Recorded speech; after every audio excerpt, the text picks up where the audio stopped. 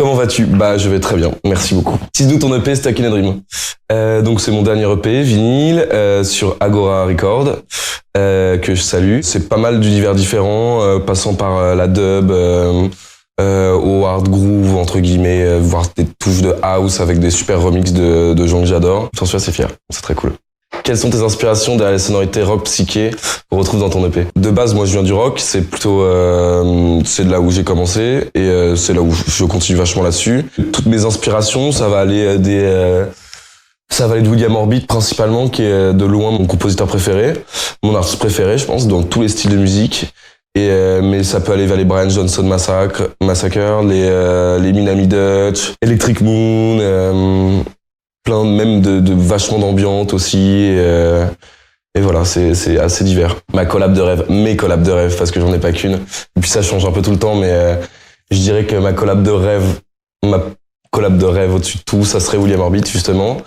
Et sinon en plus techno, je dirais René Wise, je dirais Scission aussi, qui est un super artiste et où il y a déjà des collabs qui sont en préparation.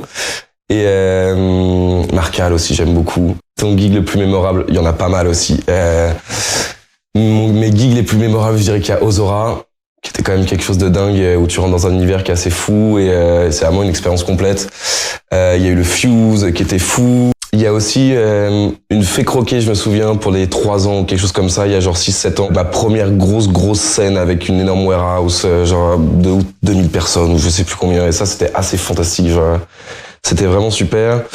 Et Heaven aussi, ma nouvelle résidence, le lieu est tellement dingue et l'énergie des gens, rien que sur la première, était tellement folle que ça peut que devenir de plus en plus mémorable pour moi. Explique ton setup de live de façon simplifiée. Oula, même moi c'est difficile dans ma tête. Mon setup de live, ça va être maintenant plutôt, j'ai rendu le setup beaucoup plus compact, sachant que mes premiers lives, je me suis ramené un jour au Rex avec 4 valises et 2 sacs, je crois. J'avais besoin de 3 personnes pour tout ramener pour une heure de live, c'était un peu con. Maintenant, j'ai mon modulaire et une Octatrack qui va être le cerveau du modulaire et voilà. Je sais pas si c'est très simplifié, mais t'as fait du sound design pour Louis Vuitton l'année dernière. Underground Deluxe font bon ménage. Je vois pas les choses de cette façon-là. Pour moi, je fais de la musique et que ce soit underground ou pas underground, je m'en fous totalement. Moi, ce qui m'intéresse, c'est de faire de la musique.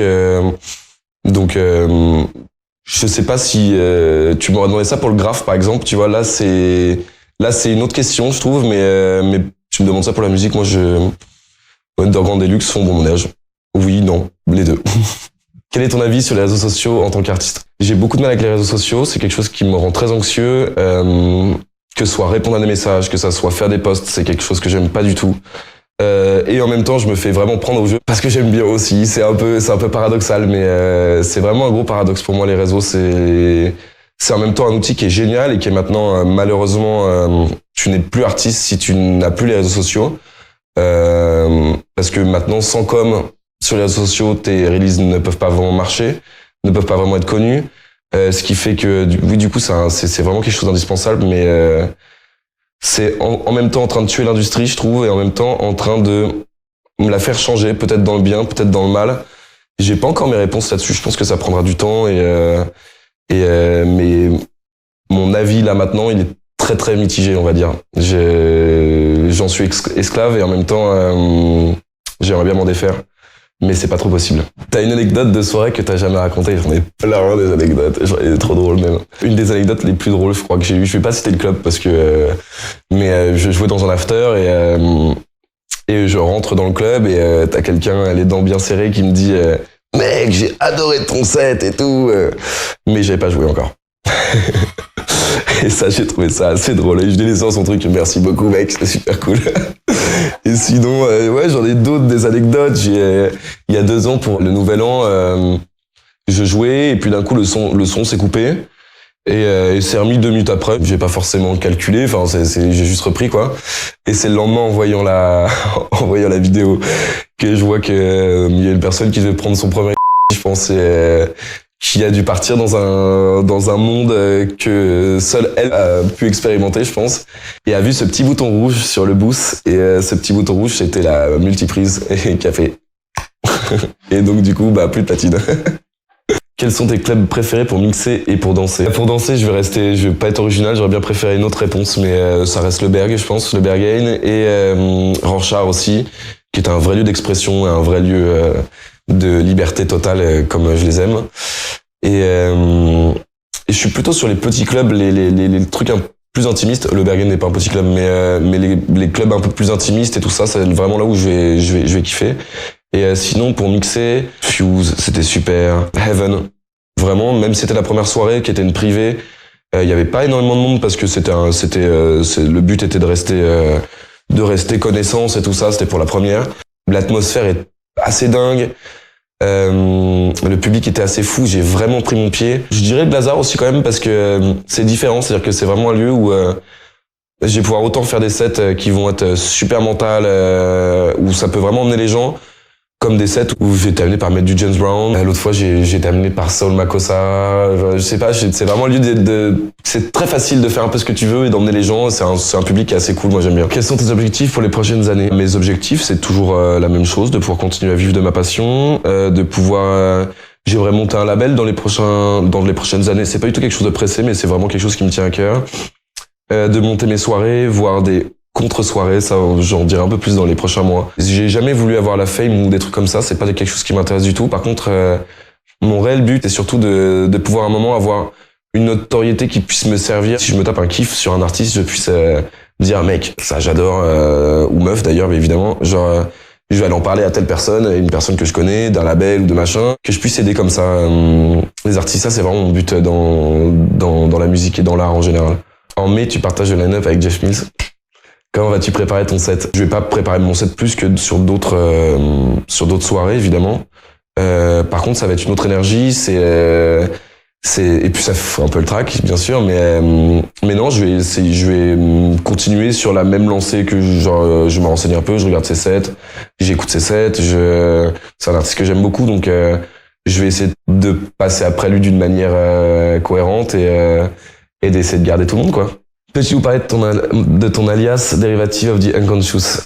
Évidemment, c'est presque Cus l'alias en fait de Derivative of the Unconscious. C'est peut-être presque à retourner parce que de base c'est cette musique que je fais et en fait c'est vraiment un projet qui me tient énormément à cœur. C'est quelque chose qui m'aide énormément dans la vie parce que en fait c'est mon calmant quoi. C'est-à-dire que s'il m'arrive quelque chose de pas bien ou si je réfléchis trop.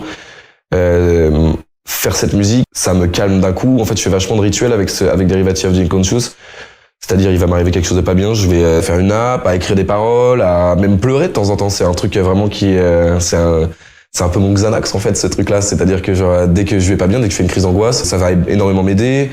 Je compare souvent entre Cus et Derivative, je compare souvent Cus à de l'énergie vraiment pure et dure, au kick, à l'énergie, quand je compose, je vois vraiment des corps qui bougent, qui dansent et Derivative, c'est vachement plus l'émotion, c'est vachement plus deep, c'est que des marqueurs temporels en fait, enfin des marqueurs de comment j'étais à ce moment-là. Quand je réécoute des tracks d'il y a 6-7 ans de cet alias, je sais exactement ce qui me passait dans la tête. Genre au moment où j'ai fait le track, ça m'arrive vachement aussi sur un track qui est sorti sur KR Records, je crois. Où t'entends mon cœur en fait dans le track, tout le beat du track c'est mon cœur qui je sais même pas si c'était sur celle-là ou si c'est pas release encore, mais ça sera release dans les prochains temps. Et tout le beat de la track c'est mon cœur qui pense au sujet auquel j'étais en train de penser et qui va en fait créer un beat qui va changer, aller plus vite ou plus lentement. Et le but c'était que justement l'émotion passe avant tout et que même le rythme soit émotion. C'est très personnel, c'est très égoïste en fait cet alias là parce que c'est porté sur moi, que sur moi pour m'aider moi. Et si ça plaît aux gens, c'est génial et j'en serais super content. J'en suis super content, mais voilà, c'est très égoïste comme projet entre guillemets. Enfin pas égoïste, mais voilà. Est-ce que tu peux nous parler du projet l'usine à fréquence? Alors pour l'instant, je ne peux pas vraiment en parler, mais je peux l'expliquer. C'est-à-dire que il y a 1 an, j'ai rejoint un studio, une espèce de warehouse où dedans il y a quelques studios, et j'ai rencontré Bezad, qui est le studio qui a le studio juste à côté. C'est une rencontre qui est vraiment super. C'est une des meilleures rencontres que j'ai fait. Et après avoir parlé, sachant qu'on a beaucoup d'artistes de la Kézy, Bac Desclos, à Ketut, dans nos styles, à Karl Max, à MZA, Enfin, plein d'artistes et on a tous la même chose en commun, c'est-à-dire vraiment l'amour de la musique et surtout aussi le côté humain. Et ça en est venu à ce que on décide de créer un collectif. Et je m'arrête là, je peux pas en dire plus parce qu'il faut faire avant de dire. Et donc vous verrez dans les prochains mois. Si tu devais choisir 3 de tes tracks pour te présenter à quelqu'un qui ne connaît pas ta musique, alors je prendrais Escape pour le côté hard groove, le côté un peu plus costaud. Le remix que j'ai fait de ma propre track Light Insight, enfin l'édit que j'ai fait avec mon autre alias Dérivative. Et qui pour moi est super représentatif de ce projet et qui représente bien ce moment de ma vie aussi. Et la dernière, ça serait Stay Like This, qui sort bientôt sur le VA Groove. Et ça représente bien ma musique de maintenant. Et mon côté, j'appelle ça de la jungle techno pour le côté très tribal et très mystérieux, machin, tout. Vous verrez, ça sort dans pas longtemps. En tant que DJ résident du prochain club parisien Heaven, peux-tu nous en dire plus sur ce nouveau lieu? Venez, ça va être bien. C'est vraiment un super lieu. C'est franchement un des plus beaux lieux que j'ai vu à Paris, je pense. Il y a une vraie atmosphère, une quadriphonie qui va faire trembler les murs. C'est des artistes super, des résidents géniaux, un crew top. C'est vraiment une super fierté, cette résidence. Et le club est vraiment fantastique. Pour la petite anecdote, je faisais la teuf dans ce club il y a genre 8 ans. Enfin, dans ce club. Je faisais la teuf dans ce lieu il y a 8 ans, dans la salle du dessous. Et le chill-out était dans le club Heaven maintenant. Et ça m'a un peu fait tout drôle quand j'ai joué là-bas. J'ai vu Fred pour la première fois, Il Nurse, jouer pour la première fois dans ce club, dans la partie souterraine du lieu, donc c'est assez drôle, c'est un peu une boucle qui se boucle. Kev 25, Ecotone, Festival, on te voit où après? Alors il y a plein de dates super pour après. Je vais jouer, pour en citer que quelques-unes, dans les prochains mois, dans les prochaines semaines, je vais jouer pour Gotek. Ça faisait longtemps, j'en avais très envie. J'ai rencontré le booker aussi qui est super, très cool. Je vais faire Rotezone aussi. Trop bien, trop content aussi. Et le Art Theater à Cologne. Pareil, 3 clubs qui me font super kiffer. J'avais super envie de les faire, donc c'est super cool. Un dernier mot. Merci Clubbing TV, premièrement. Et puis surtout, croire en soi et embrasser les moments de down au lieu de mal les vivre. Je pense que dans tout mauvais moment, on peut en retirer tellement de bien. Je pense que toutes les meilleures choses qui me sont arrivées, je pense que c'est assez commun à plein de gens. Ça vient toujours d'un moment, d'un mauvais moment, je pense. Donc, apprendre de ses erreurs et croire en soi.